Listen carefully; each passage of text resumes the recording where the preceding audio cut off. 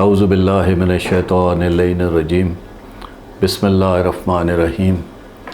اللہم صلی علی محمد وآل محمد وعجل فرجہم وسائل مخرجہم بسم اللہ الرحمن الرحیم الحمدللہ رب الحسین والصلاة والسلام علی جد الحسین ولعنۃ اللہ علی اعداء الحسین اما بعد فقال اللہ رسول اللہ صلی اللہ علیہ وآلہ وسلم بسم اللہ الرحمن الرحیم انا مدینۃ العلم و علی و بابہا اللہم صلی علی محمد وآل محمد وعجل فرجہم وسائل مخرجہم۔ قابل احترام سامعین و عزیزان محترم، جیسا کہ آپ سب کے بخوبی علم میں ہے کہ 9th آف ذی الحج یعنی 9 جو اسلامی مہینے کی تاریخ ہے وہ اپنے ساتھ ایک درد بھری داستان لیے ہوئے ہے، جو کہ جناب امیر مسلم بن عقیل علیہ السلام سفیر حسین بادشاہ علیہ السلام کی المناک شہادت سے مروی ہے، اور روایات میں اس کو باقاعدہ مستند حوالہ جات کے ساتھ تاریخ کی کتب میں یہ ملتا ہے کہ دراصل کربلا کے یہ وہ شہید اول ہیں کہ کربلا کا حتمی جو آغاز ہے وہ اس عظیم جناب عقیل علیہ السلام کے فرزند ارجمند کے پاک لہو سے آغاز ہو گیا تھا، اور مولا امام عالی مقام سرکار امام حسین علیہ السلام بادشاہ نے آپ کو شہید اول کربلا خود اپنی زبان اطر سے قرار دیا۔ آج کی اس نشست میں ہماری ادنیٰ سی ایک کاوش ہوگی جس میں 2-3 ڈیفرنٹ ہمارے علماء اور سکالرز کی مجالس کو جمع کرتے ہوئے مجھ ناچیز نے یہ ایک کاوش کی ہے، جس میں بالاخص ہمارے بزرگ تاریخ دان ذاکر علامہ صاحب مولا ان کی زندگی دراز کریں جناب ثقلین گھلو صاحب ہیں، جن کی ایک بہت ہی خوبصورت مجلس جناب سرکار امیر مسلم بن عقیل علیہ السلام پہ میری نظر سے گزری، تو بہت سارے ایکسٹریکٹس جو ہیں وہ وہاں سے بھی اس مجلس پاک میں شامل کیے گئے ہیں تاکہ آپ کی معلومات میں اضافہ ہو سکے۔ پاک بی بی مختومہ کونین کے صدقے میں کریم خالق اس عظیم ترین عبادت کو اپنی بارگاہ میں شرف قبولیت عطا فرمائے، اور اس سلسلے میں جو بھی ٹی وی 1 کی کاوش ہے اس کے تمام انتظامیہ سب کو کریم خالق اپنی اپنی نیتوں کے مطابق مجھ ناچیز سمیت اجر عظیم عطا فرمائے، اور تمام سننے والے جو ہمارے عزیزان ہیں مولا ان کی توفیقات میں بھی اضافہ فرمائیں۔ عزیزان محترم، آپ سب کے علم میں بخوبی یہ ہے کہ سرکار جناب حضرت ابو طالب علیہ السلام کی پاک بی بی فاطمہ بنت اسد سلام اللہ علیہ سے 4 فرزند تھے، جن کا ایک دوسرے سے 10 سال کا فاصلہ ہے۔ ان میں سب سے بڑے جناب طالب علیہ السلام، اس کے بعد جناب عقیل علیہ السلام، پھر جناب جعفر طیار علیہ السلام، اور آخر میں سرکار امیر کائنات جناب مولا علی بادشاہ علیہ السلام چوتھے عظیم فرزند ہیں۔ پاک سرکار ابو طالب علیہ السلام کی شان اعلیٰ کے بارے میں کیا عرض کروں کہ خود انہی علامہ صاحب کے ثقلین گھلو صاحب کے بڑے خوبصورت ورڈ جو آپ نے مجلس کے آغاز میں ارشاد فرمائے، میری خواہش ہے کہ میں وہی آپ کی خدمت اقدس میں پیش کروں کہ سرکار جناب حضرت ابو طالب علیہ السلام وہ ہستی ہیں کہ جو سردار عرب بھی ہیں، فخر حجاز بھی ہیں، کلید بردار بیت اللہ شریف بھی ہیں، اور متولی کعبہ بھی ہیں، اور حر جبین مکہ بے شک یہ ہیں۔ حرہ اصل میں پہلی کے چاند کو کہا جاتا ہے، تو سرکار ابو طالب علیہ السلام کے قرآن میں جن کے لیے سورہ آل عمران گواہ ہے، یہ وہی سرکار ابو طالب جناب عمران علیہ السلام ہیں۔ آپ کے یہی جو بڑے بیٹے تھے جناب طالب علیہ السلام، انہی طالب علیہ السلام کی وجہ سے عربوں کی روایات کے مطابق آپ کو ابو طالب علیہ السلام کہا جاتا ہے۔ سرکار ابو طالب علیہ السلام کے بعد جو فرزند ہے وہ جناب عقیل علیہ السلام ہیں کہ انہی کو یہ امتیاز اور فخر حاصل ہوا کہ آپ کے اس عظیم فرزند نے 28 سال کے سن میں یہ مولا امام حسین علیہ السلام کی بارگاہ میں ایک فقید المثال قربانی پیش کی۔ جناب سرکار ابو طالب علیہ السلام کا یہ جو دور اقدس تھا، اس میں ایک یہ روایت ہوتی تھی کہ تمام بچوں کو مختلف احباب، چاہے وہ چچاؤں میں ہوں، تایازاد ہوں یا باقی جو بزرگان تھے،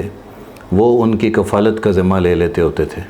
یہ ایک عربوں کا دستور بھی تھا اور ایک روایت بھی تھی۔ تو تاریخ ہمیں یہ بتاتی ہے کہ جناب سرکار ابو طالب علیہ السلام کے پہلے فرزند جو جناب طالب علیہ السلام ہیں، ان کو جناب حمزہ علیہ السلام نے اپنی کفالت کے لیے مانگ لیا، اور یہ آپ سے کوئی چیز ڈکی چھپی نہیں ہے کہ محمد و آل محمد کے ہاں چچا بھتیجا اور پھوپھی بھتیجا کی کیا ایک محبت کی اور ایک لازوال الفت کی داستان ہے۔ اسی طرح جناب عقیل علیہ السلام یہ وہ فرزند ہیں کہ جن کی تربیت خود ڈائریکٹ براہ راست سرکار ابو طالب علیہ السلام کے ذمہ تھی۔ تیسرے فرزند جناب جعفر طیار علیہ السلام، جن کو کفالت کے لیے مانگا سرکار جناب عباس بن عبد المطلب علیہ السلام نے۔ چوتھے وہ عظیم فرزند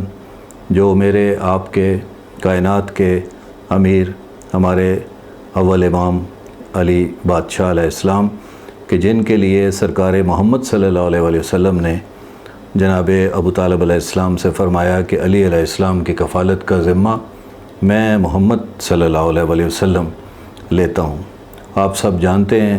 کہ ساری اولاد پاک ہی جناب سرکار عمران، سرکار ابو طالب علیہ السلام کی گویا اپنی مثال آپ ہے۔ اس میں جناب طالب علیہ السلام جو پہلے فرزند تھے، ان کی مشہور جو صفت اور ان کی جو خوبی وہ تھی کہ آپ امارت اور نفاست میں پورے عرب میں مشہور تھے۔ سرکار جناب عقیل علیہ السلام شجروں کا علم رکھتے تھے، اور یہ ایسا بہترین علم تھا حسب و نسب کے حوالے سے کہ آپ کی بنی ہاشم میں ایک ممتاز حیثیت صرف اس وجہ سے تھی کہ آپ شجروں کا حسب و نسب کا بے پناہ علم رکھتے تھے۔ آپ کی دلچسپی کے لیے عرض کروں کہ 600 میل چوڑا اور 1600 میل لمبا جو جزیرہ نما عرب تھا، اس میں شاید ہی کوئی قوم یا قبیلہ ایسا رہ گیا ہو کہ جس کا حسب و نسب جناب حضرت عقیل علیہ السلام سے چھپا ہوا ہو، یہاں تک کہ آپ ہر قبیلے کے انتہائی باریکی تک کا جو حسب و نسب سے متعلقہ ڈیٹا تھا وہ رکھتے ہوتے تھے، اور آپ کے ہاں اس چیز کا بڑا خالص اہتمام تھا کہ آپ یہ جان سکیں کہ حقیقی معززین ان میں کون ہیں، اور جھوٹے اور جعلی اور نام نہاد بہادر کون ہیں، بزدل کون ہے، سخی اور کریم کون ہے، اور سائل سے چکر کر کے مانگنے والے کون ہیں، اور سائل کو روٹی کے بدلے اونٹوں کی کتاروں کی مہارے دینے والے بادشاہ کون ہیں، سب کو بخوبی جانتے تھے۔ اسی طرح آپ جناب عقیل علیہ السلام کعبۃ اللہ کے سائے میں بیٹھ کر آپ کا ایک روٹین اور معمول ہوتا تھا کہ نماز کے بعد پورے عرب کے سردار آپ کے پاس آتے اور مشورہ کرتے کہ جناب عقیل، اولاد ہماری جوان ہے، ہم نے ان کا مناسب رشتہ کرنا ہے، آپ علیہ السلام ہمیں مشورہ دیں۔ اور تاریخ گواہ ہے اس بات کی کہ سرکار جناب عقیل علیہ السلام کی رہنمائی سے جو رشتہ طے ہوتا وہ پھر کبھی ناکام نہیں ہوتا تھا، ہمیشہ وہ جسے کہہ لیں کہ خوشحالی، خوشی اور اچھے نصیب کا حامل ہوتا تھا۔ اس کے بعد جو تیسرے فرزند تھے جناب سرکار ابو طالب علیہ السلام، سرکار عمران علیہ السلام کے، وہ جناب جعفر طیار علیہ السلام تھے۔ کہ جن کے بارے میں خود یہ روایات ملتی ہیں کہ ان کو اللہ نے ان کی لازوال قربانی کے بدلے میں 2 پر عطا کیے کہ جن میں یہ فرشتوں کی طرح جنت میں محو پرواز رہتے ہیں۔ اور آپ سب جانتے ہیں کہ چوتھے فرزند تو وہ ہیں کہ جو یوں کہنا چاہیے کہ حلالی اور حرامی کی پہچان آپ نے اس دن سے شروع فرمائی جس دن اس دنیا میں آپ کی آمد اور نزول ہوئی، کہ آپ نے طفل سنی میں وہ جو ایک عربوں میں مشہور تھا کہ ایک اسدحہ آتا تھا اور وہ بچے نومولود کو ڈس لیتا تھا، اگر نہ ڈسے تو عربوں کے یہاں مشہور تھا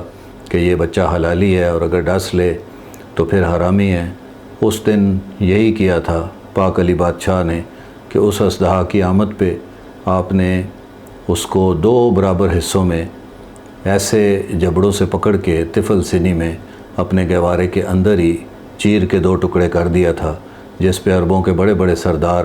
حیران بھی تھے، پریشان بھی تھے۔ لیکن جب پاک حضور صلی اللہ علیہ وسلم آقائے دو جہاں کے پاس آئے کہ اب حلالی اور حرامی کی تمیز کیسے ہوگی، تو اس وقت پاک رسول صلی اللہ علیہ وسلم نے ارشاد فرمایا تھا کہ دیکھو اب یہ جو علی ہیں، جو ان سے محبت کرے گا، جو ان سے مودت کرے گا وہی حلالی ہوگا، اور جو ان سے بغض اور جو ان سے کنارہ کشی کرے گا، جو ان سے تعصب اور حسد رکھے گا وہی منافق اور حرامی ہوگا۔ تو یہ 4 جو فرزندان تھے، اس میں اب تھوڑا سا آپ کی دلچسپی کے لیے کہ علی علیہ السلام جیسا جری اور امام جن کے سامنے کوئی شے چھپی ہوئی نہیں تھی، لیکن صرف حجت پوری کرنے کے لیے یہ وہی علی ہیں۔ اصل میں جناب عقیل علیہ السلام کی عظمت بتانا چاہ رہے تھے پاک علی بادشاہ، تاریخ کے اوراق میں یہ چیزیں ثبت کرنا چاہ رہے تھے کہ آپ نے ان کو فرمایا کہ میں آپ سے مشورہ مانگ رہا ہوں کہ میرے بچے حسین بادشاہ کے لیے کربلا میں اس نواسہ رسول جنت کے سردار نے ایک ایسی بے مثال قربانی پیش کرنی ہے کہ یہ حسین و منی کے بعد انا من الحسین کی منزل پہ جو سوار ہوگا، تو میں چاہتا ہوں کہ اس کا کوئی ناصر ہو، اس کا کوئی نصرت کرنے والا ہو، اس کے لیے کوئی ایسا میرا بہادر فرزند بھی خدا مجھے عطا کرے کہ جس کی دعائیں خود پاک بی بی سیدۃ النساء العالمین پاک مختومہ کونین بی بی زہرا سلام اللہ علیہ اپنی زندگی میں مانگ گئی تھی۔ تو یہ جناب عقیل علیہ السلام ہی تھے جنہوں نے بظاہر یہ حجت تمام کرتے ہوئے مولا مشکل کشا کے لیے پاک بی بی فاطمہ کلابیہ سلام اللہ علیہ کا انتخاب کیا، جو اپنے لقب ام البنین صلوات اللہ علیہ کے نام سے جانی جاتی ہیں، اور جن کے فرزندان نے ایک بے مثال کربلا میں قربانی کی مثال قائم کی، اور انہی میں ایک چمکتا قمر بنی ہاشم وہ آفتاب ہے جو جن کا علم اور جن کی شجاعت اور جن کا سہارا اور جن کا نشان ہمارے گھروں پہ حضرت سرکار عباس علمدار علیہ السلام کا یہ پرچم حسینیت، یہ پرچم اسلام لہرا رہا ہوتا ہے۔ اور یہ جب جناب عقیل علیہ السلام خود اس بات کو 2-3 جگہوں پہ میں نے روایات میں پڑھا کہ آپ نے کہا کہ جب میں نے علی علیہ السلام سے یہ سنا کہ حسین علیہ السلام کی نصرت کے لیے مجھے ایک بہادر بیٹے کی تلاش ہے،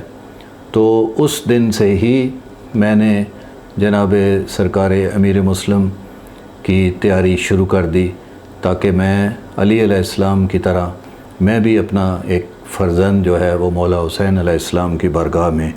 پیش کر سکوں نصرت کے لیے۔ اور یہ وہ سلسلہ تھا کہ جس کے لیے اور ان کی عزت اور عظمت کے لیے ایک فرمان بہت ریئر سا فرمان ہے، جو میں اس کو جب لکھ رہا تھا اور بار بار پڑھا تو مجھے اس قدر اس کے اندر خوشی ہوئی کہ جس میں خود پاک رسول صلی اللہ علیہ وسلم کی زبان اطہر سے جناب امیر مسلم بن عقیل علیہ السلام کے بارے میں ایک حدیث مبارکہ بھی ہمیں ملتی ہے کہ جس میں جناب حضرت ابن عباس رضی اللہ تعالیٰ عنہ وہ راوی ہیں کہ انہوں نے کہا کہ حضرت علی علیہ السلام نے ایک دفعہ محمد مصطفیٰ رسول خدا صلی اللہ علیہ وسلم کی خدمت میں عرض کیا کہ یا رسول اللہ، کیا آپ جناب عقیل علیہ السلام سے محبت کرتے ہیں؟ تو اس پہ نبیوں کے سردار صلی اللہ علیہ وسلم نے فرمایا کہ یا علی، میں دو اعتبار سے جناب عقیل سے محبت کرتا ہوں۔ ایک وجہ خود ان جناب عقیل کی ذات گرامی ہے، اور دوسری وہ محبت جو جناب ابو طالب علیہ السلام کو ان جناب عقیل سے تھی۔ اور پھر آپ نے فرمایا کہ یا علی، ان جناب عقیل علیہ السلام کا ایک بیٹا امیر مسلم یعنی حسین علیہ السلام سے دوستی کی وجہ سے قتل کیا جائے گا، اور ان کے لیے مومنین کی آنکھیں گریا کریں گی اور مقرب فرشتے ان پر درود بھیجیں گے۔ اس کے بعد رسول خدا صلی اللہ علیہ وسلم نے اس قدر گریا فرمایا کہ روایات بیان کرتی ہیں کہ ان کے اشک آپ کے سینہ عطر پر جاری ہو گئے، اور پھر آپ نے فرمایا میرے اور میرے خاندان کے ساتھ جو کچھ ہوگا میں خدا کی بارگاہ میں اس کے اوپر شکوہ کرتا ہوں۔ تو یہ جناب امیر مسلم بن عقیل علیہ السلام کی ایک عظیم شان، لیکن میں اس سے بھی تھوڑا سا بڑھ کے آپ کو تھوڑی یہ ہسٹری بھی بتانا چاہوں گا کہ جناب عقیل علیہ السلام یہ جو ہیں، ان کا جو اوورال جو پورا شجرہ تھا وہ کیا تھا، آپ کی والدہ گرامی قدر کون تھی، آپ کس قبیلے سے تشریف لائے، اور کیا آپ کا اوورال یہ سلسلہ تھا۔ تو اس حوالے سے میں آپ کو عرض کروں کہ اس زمانے میں جو جزیرہ نما عرب تھا، اس میں عرب کے مختلف جو اسٹیٹس کہہ لیں یا ٹاؤنز کہہ لیں، قصبے کہہ لیں، سٹیز کہہ لیں، ان کے درمیان ایک تجارت ہوا کرتی تھی۔ اسی تجارت کے حوالے سے خود جناب سرکار ابو طالب علیہ السلام اپنے جو تجارتی قافلے وہ ترتیب دیا کرتے تھے، اور یہ ترتیب لا کے 4 مہینے کے حساب سے سال پورے کو 3 حصوں میں سرکار ابو طالب علیہ السلام نے گویا تقسیم کیا ہوا تھا، جس میں 4 پہلے جو مہینے کے ایام تھے اس میں شام کا انتخاب کیا گیا، کیونکہ یہ گرمی کے دن تھے اور شام نسبتاً پہاڑی علاقہ ہونے کی وجہ سے اچھا موسم تھا، اور اگلے 4 مہینے یمن کا انتخاب کیا جاتا تھا، کیونکہ وہاں سمندر کا کنارے پہ تھا یمن، تو اس کی وجہ سے سردیوں میں یہاں موسم معتدل ہوتا تھا۔ پھر بہار کے موسم میں موجودہ جو ایران اور عراق کے بارڈر والے علاقے ہیں ان کا انتخاب کیا جاتا تھا۔ اب جناب سرکار ابو طالب علیہ السلام نے ایک نئی اس کے اندر جو ہمیں ایک موڑ ملتا ہے وہ اس طرح ہے کہ یہ ایک واحد اب نیا جو تجارتی قافلہ تھا کہ جس میں اس بار سرکار ابو طالب علیہ السلام جناب عقیل علیہ السلام کو ہمراہ لے کے گئے، ورنہ اس سے پہلے آپ خود تشریف لے کے جاتے تھے، اور ظاہری بات ہے آپ کے جو مینیجرز اور منشی اور ایک بہت بڑا عملہ ہوتا تھا سرکار کا، بادشاہ کا، اور آپ ان علاقوں میں خود تجارت کرتے تھے، اور بے پناہ اس میں منافع بخش اور اچھی جو ایک تجارتی وہ سلسلے پیش آتے تھے۔ لیکن اس میں اس خصوصی طور پہ اب کیونکہ جناب عقیل علیہ السلام ایک دہلیز شباب پہ آپ نے قدم رکھا، تو سرکار ابو طالب جناب عمران علیہ السلام نے جناب عقیل علیہ السلام سے کہا کہ اس دفعہ آپ کو ہم اپنے ہمراہ تجارتی قافلے میں لے کے جائیں گے۔ ایک قافلہ ترتیب دیا، اور اس قافلے میں اب کی بار آپ جا رہے تھے ایک ایسے حصے میں جو ایران موجودہ اور عراق کے بارڈر کا علاقہ ہے، اور اس علاقے میں کیونکہ آپ کے فرزند ارجمند جناب عقیل علیہ السلام جو ہیں وہ آلریڈی دہلیز شباب پہ قدم رکھ چکے تھے، لہٰذا سرکار ابو طالب علیہ السلام نے یہ مناسب سمجھا کہ اس دفعہ جناب عقیل علیہ السلام کو ہمراہ لیا جائے۔ اور جیسے میں نے پہلے عرض کیا کہ یہ جناب سرکار ابو طالب علیہ السلام کے 4 فرزندان پاک میں سے دوسرے فرزند ہیں سرکار عقیل علیہ السلام۔ اب تجارتی قافلہ جو ترتیب دیا تو اس کی کمانڈ سرکار ابو طالب علیہ السلام نے ہمیشہ کی طرح سنبھالی، اور بہار کا موسم تھا، اور روایات بیان کرتی ہیں کہ آپ کے عظیم قافلے نے جس علاقے میں قدم رکھا اس کا نام واسط تھا۔ یہ واسط جو سادات آج بھی زیدی الواسطی کہلاتے ہیں، تو ایران کی یہ ذیلی ریاستیں، اور اس میں آل فرزنداں کی حکومت تھی، اور جناب عیسیٰ علیہ السلام سے پہلے اس علاقے میں جو نبی آئے وہ خاندان اسی کو آل فرزنداں، یعنی اس نبی کی ایکچولی اولاد اس علاقے میں آباد تھی، اور اس نبی کا نام نامی تھا زرتشت علیہ السلام۔ تو یہ جو دو یہاں پہ زرتشت قبیلے کے وسیع اور حواری جو یہاں پہ مقیم تھے، یہ ان حواریوں کا نام اور ان کے قبائل کا نام، اور ان قبائل کی جو مشترکہ اولاد تھی، آپ کی دلچسپی کے لیے یہ نبت اور تبار کے قبائل تھے جن کی مشترکہ اولاد آل فرزنداں کہلاتی تھی، اور یہ حکمران تھے اس مملکت واسطہ کے۔ تو ایک لحاظ سے یہ معصومین یعنی انبیاء اور ان کے حواری یہ بھی تاریخ سے مستند ہے کہ یہ معصوم ہوتے ہیں۔ تو ان کی یہ معصوم دو قبائل کی اولادیں اس واسط کے علاقے میں جو ایران کی ذیلی ریاستیں تھیں وہاں پہ ان کا اقتدار تھا، اور ان کو عام عرف عام میں ان کو آل فرزنداں کہا جاتا تھا۔ اب سرکار ابو طالب علیہ السلام کا یہ عظیم الشان تجارتی قافلہ جب یہاں پہنچا تو جو روایات تھیں اس کے تحت سرکار ابو طالب علیہ السلام کا فقید المثال استقبال ہوا، اور بادشاہ آل فرزندہ خود آیا، اور اس نے یہ بھی کہا کہ سرکار میں اس طرح یہ ہماری بیک گراؤنڈ ہے، ہم بھی معصوم نبیوں کے ایک لحاظ سے وسیع اور حواری ہیں، اور ہمیں معصوم کی بڑی قدر ہے۔ تو میں نہیں چاہوں گا کہ جو روایتاً تجارتی قافلے شہر سے تھوڑا سا دور،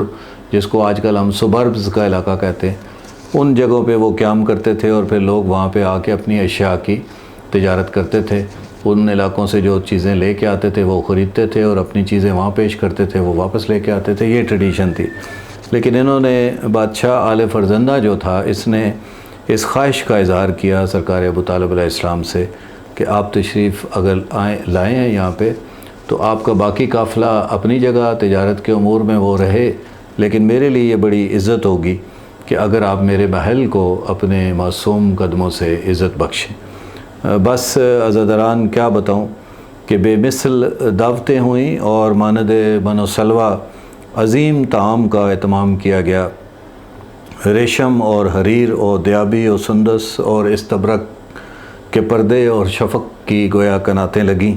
عنبر اور کستوری اور زعفران کے چھڑکاؤ، اور بادشاہ آل فرزندہ کا محل تھا کہ گویا بقائے نور بنا۔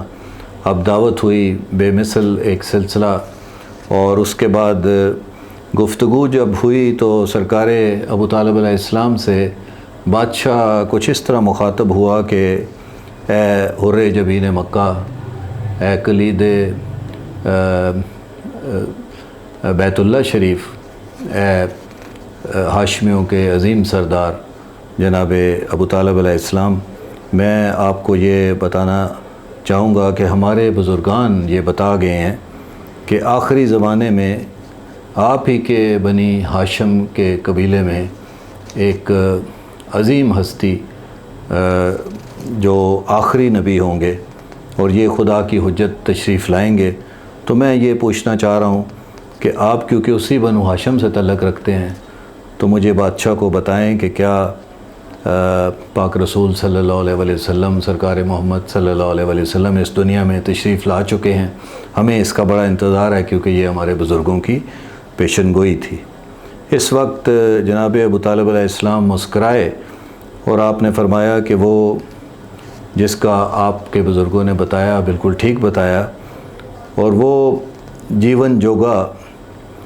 आमद फरमा चुका है, उसका ज़हूर हो चुका है, उसका नज़ूल हो चुका है। उस मोहम्मद सल्लल्लाहु अलैहि वसल्लम ने ऐलान नबूवत भी कर दिया है, और हमने तो 2 नमाज़ें उस पाक मोहम्मद सल्लल्लाहु अलैहि वसल्लम के इक़्तिदा में भी पढ़ ली हैं। इस पर बादशाह खुशगवार हैरत के साथ चौंक उठा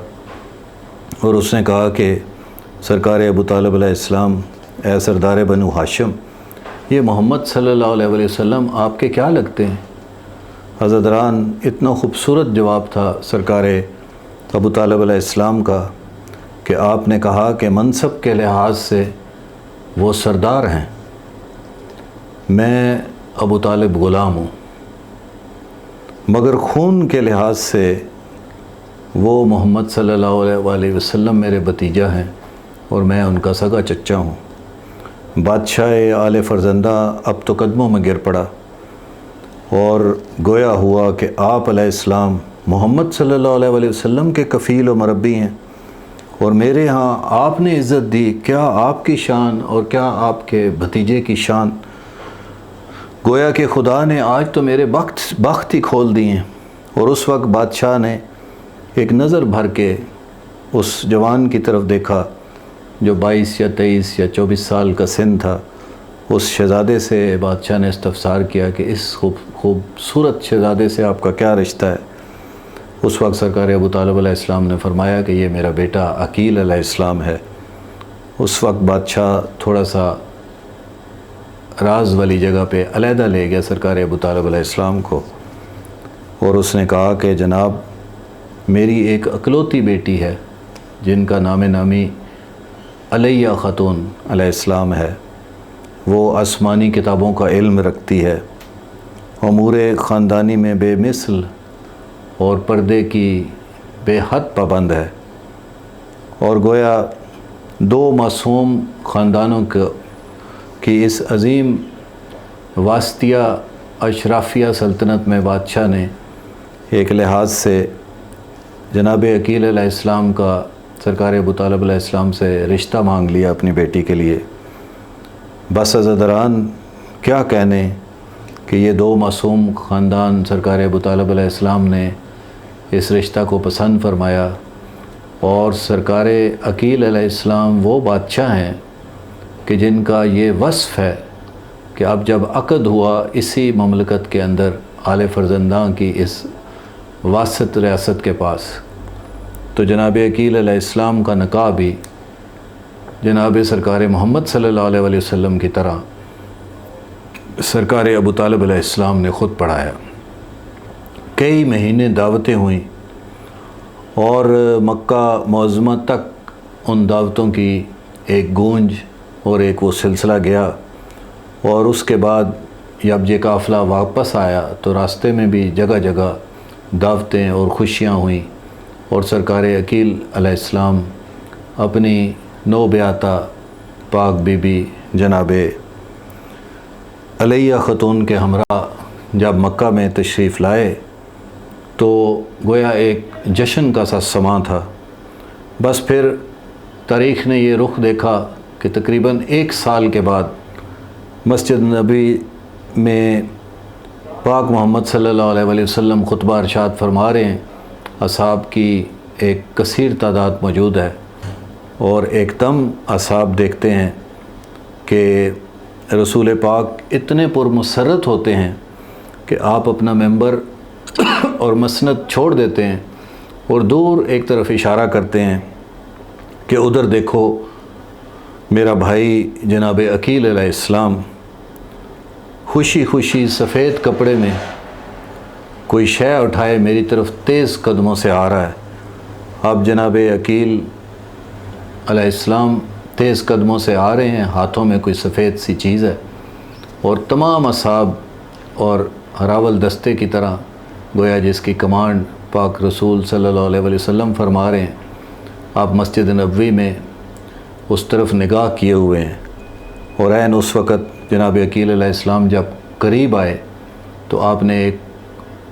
चाँद जैसा रोशन चेहरे वाला बहुत ही खूबसूरत नौमलूद फ़र्जंद वो आपने मानद कुरान रहल बनाकर اپنے ہاتھوں سے پاک رسول صلی اللہ علیہ وسلم کے دست مبارک کی اس قرآنی رحل کے اوپر پیش کرتے ہوئے کہا، یا رسول اللہ، آپ کی دعاؤں سے مجھ جناب عقیل علیہ السلام کو ابو طالب علیہ السلام کا یہ پوتا خدا نے عطا فرمایا ہے، آپ میرے اس بیٹے کا نام بھی تجویز کریں۔ عزاداران، پاک رسول صلی اللہ علیہ وسلم نے اس نومولود کو اپنے ہاتھوں پہ اٹھایا، بے اختیار پیشانی چومی اور فرمایا، سمیتہ مسلم ہا، سمیتہ مسلم ہا۔ اور اس وقت جناب عقیل علیہ السلام سے مخاطب ہو کے فرمایا کہ آپ کے اس فرزند کا نام میں محمد صلی اللہ علیہ وسلم اللہ عز و جل کی منشا سے مسلم علیہ السلام رکھتا ہوں۔ عزاداران، یہاں پہ سلسلہ ختم نہیں ہوا، رسول نے دعا دی، نام تجویز کیا۔ اصحاب یہ دیکھ رہے تھے کہ اب رسول پاک ممبر پہ اپنی مسند پہ شاید واپس تشریف لائیں گے، مگر یہ کیا، رسول پاک نے اپنا خطبہ نہ صرف موقوف کر دیا بلکہ آپ اسی بچے کو اسی طرح اپنے ماند قرآن ہاتھوں میں لیے بہت تیز قدم اٹھاتے، خوشی سے، فرتے مسرت سے گویا جھومتے ہوئے یہ نبیوں کا سردار صلی اللہ علیہ وسلم پاک بی بی سیدہ زہرا سلام اللہ علیہ کے اس سیدۃ النساء علیہ عالمین کی بارگاہ میں، آپ کے گھر میں داخل ہوئے، دقل باب کیا۔ پاک بی بی زہرا سلام اللہ علیہ نے جو پاک رسول صلی اللہ علیہ وسلم کو اس خوشی اور اس مسرت میں دیکھا تو آپ بھی نہال ہوئیں۔ اس وقت پاک رسول صلی اللہ علیہ وسلم نے وہ نومولود مسلم کو پاک بی بی زہرا سلام اللہ علیہ کے ان عظیم دست قرآن کی مانند اس رحل میں ہاتھوں میں یہ بچہ پیش کیا اور فرمایا، وہ میری بیٹی زہرا صلوات اللہ علیہ، ایک بار حسین علیہ السلام کی اس دنیا میں آمد پہ آپ نے پوچھا تھا، جب ہم نے واقعہ کربلا کے بارے میں آپ کو بتایا تھا کہ میرے حسین علیہ السلام پہ گریہ کون کرے گا، اس کا ناصر کون ہوگا، تو ایک تو یہ بات ہے کہ خدا نسلاً بعد نسلاً ایک قوم خلق کرے گا جو اس حسین علیہ السلام کے اوپر قیامت تک گریہ اور عزاداری کرے گی، لیکن جو ناصر ہیں اس کربلا کے اندر یہ وہ جناب مسلم بن عقیل علیہ السلام ہیں جو آپ کے اس بچے کی نصرت فرمائیں گے، اس کا ساتھ دیں گے، اس کے ساتھ اپنا قیمتی لہو وہ بہا دیں گے۔ عزاداران، تاریخ یہ بھی بتاتی ہے کہ اس کے بعد جناب عقیل علیہ السلام نے کئی بار درخواست کی کہ پاک بی بی سیدۃ النساء العالمین آپ زحمت نہ اٹھائیں، آپ نے میرے بچے کی پیشانی چومی، اس کے ہونٹوں کا بوسہ لیا، آپ نے اس کے سر اقدس کا بوسہ لیا، آپ نے اس کی گردن کے اوپر پیار کیا، سینے سے لگایا، اب آپ زحمت نہ کریں، یہ مسلم ہمیں واپس دیں، کیونکہ آپ کی دعا ہم نے لے لی، آپ کے بابا سے ہم نے اس کا نام لے لیا۔ لیکن پاک بی بی زہرا سلام اللہ علیہ نے بہت دیر تک، تاریخ بتاتی ہے کہ بہت دیر تک جناب مسلم علیہ السلام کو اپنی عظیم آغوش میں رکھا، پیار کیا، دعائیں دیں۔ عزاداران، یہ جناب امیر مسلم بن عقیل علیہ السلام تھے کہ جن کے بارے میں شاعر کیا کہتا ہے کہ 2 بار نماز شہید ہوئی، ایک مسجد میں، ایک مقتل میں، قرآن لہو میں تر دیکھا، ایک کوفے میں، ایک کربل میں۔ عزاداران، میں نے پہلے ٹکڑے میں جو اپنی مجلس پاک کا آغاز کیا تھا تو پاک رسول صلی اللہ علیہ وسلم کی حدیث پڑھی تھی کہ انا مدینۃ العلم و علی و بابوہا۔ آپ کہتے ہوں گے کہ جناب امیر مسلم بن عقیل علیہ السلام کی اس مجلس پاک میں، ان کے ذکر والی مجلس میں یہ حدیث کچھ جچ نہیں رہی، کچھ شاید بیٹھ نہیں رہی، لیکن یہ میں نے خالصتاً اس لیے پڑھی تھی کہ اس حدیث کا مطلب ہمارے مکتب کے بچے کو پتہ ہے،